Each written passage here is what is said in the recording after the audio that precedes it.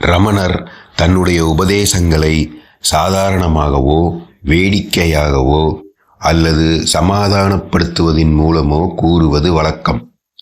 இப்படித்தான் ஆந்திர இளைஞன் ஒருவன் பகவானிடம், சுவாமி, மோட்சமடைய பெரிதும் எனக்கு ஆசை இருக்கிறது, அதற்கு வழி என்ன என்று கேட்டான். பகவான் முகத்தில் புன்னகையுடன், அப்படியானால் வந்த வழியே திரும்பிச் செல்லுங்கள் என்றார். அந்த இளைஞனுக்கு என்ன சொல்வது என்று தெரியவில்லை. சிறிது நேரம் கழித்து பகவான் ஹாலை விட்டு சென்றதும், இந்த பதிலை கேட்பதற்காகவா எல்லா சிரமத்தையும் பொறுத்து கொண்டு இங்கு வந்தேன் என்றான்.